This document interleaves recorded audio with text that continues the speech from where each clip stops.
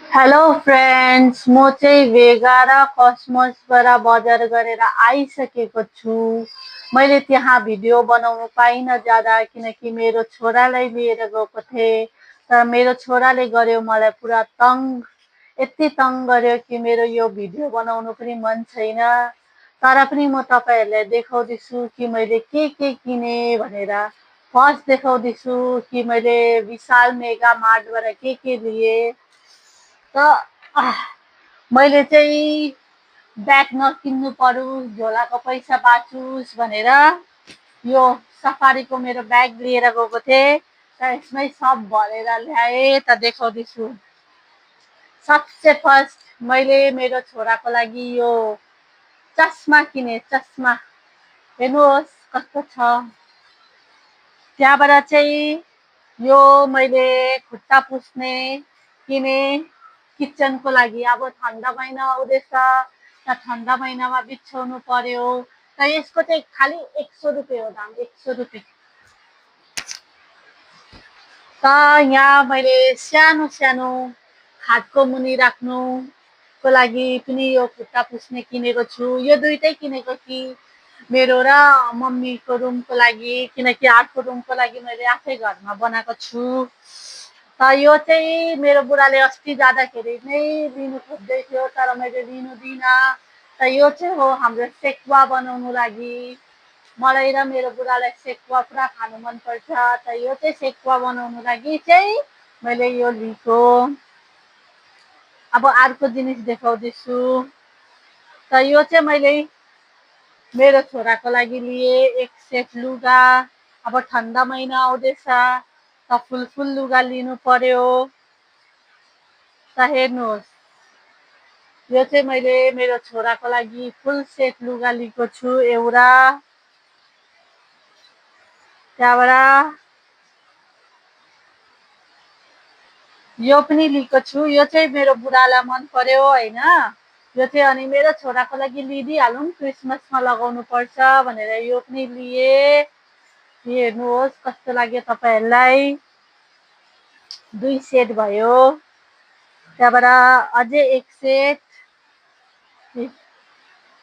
हेर्नुहोस्। यो यी प्यान्ट यस्तो चाहिँ मेरो छोराको घरमा अझै एउटा छ कि, तर पनि मैले अझै एउटा ल्याइदिएको। यसको अलिकति डिजाइन अर्को छ। त्यसमा चाहिँ एलिफेन्ट छ, यसमा चाहिँ डाइनोसर रहेछ। त यो भयो 3 सेट लुगा।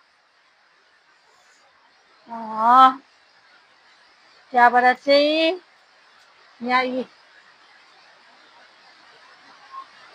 अझै एउटा लुगा हेर्नुहोस्। यो प्यान्ट, यो माथिको यो चाहिँ 4 सेट लुगा। यो चाहिँ त्यो अलिक फुल छैन, हाफ छ। यो चाहिँ गरम भइहाल्यो भने लगाउनु लागि।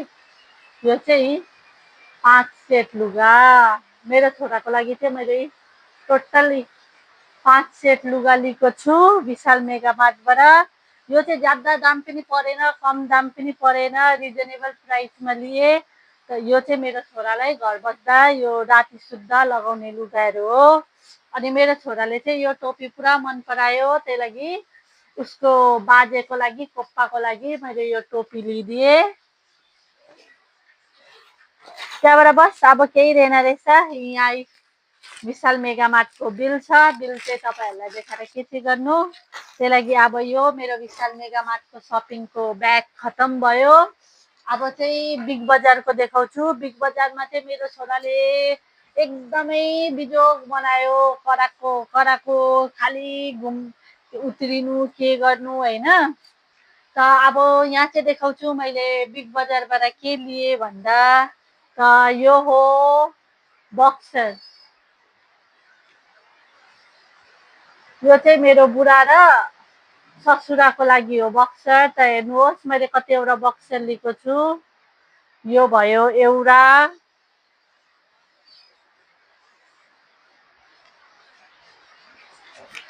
यो भयो 2टा,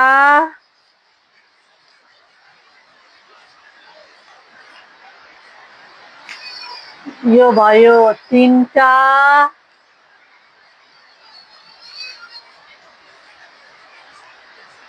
यो भयो 4टा।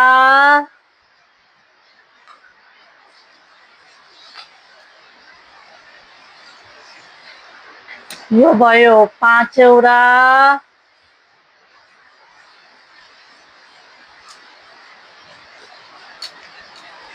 अनि यो लास्ट भयो 6वटा।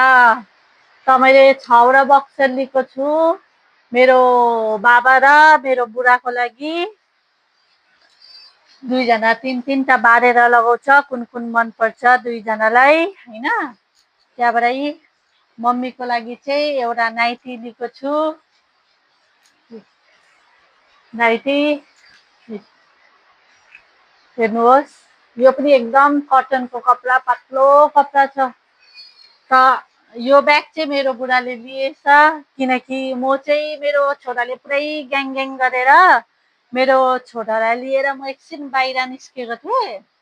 बाहिर निस्किँदाखेरि चाहिँ अब म भित्र पस्दाखेरि चाहिँ अब ब्याग भएन, त्यही लागि मेरो बुढाले यो ब्याग लिइहालेछ। त यो जति पनि मैले लुगाहरू लिएँ यो सब ठिकैको रिजनेबल प्राइसमा लिएँ।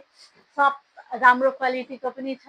तपाईँहरूलाई मैले देखाएँ पनि, तपाईँहरूलाई कस्तो लाग्यो मेरो लुगाहरू त लाइक कमेन्ट गरेर भनिदिनुहोस्। अनि मेरो भिडियोलाई अलिअलि सेयर पनि गर्नुहोस्।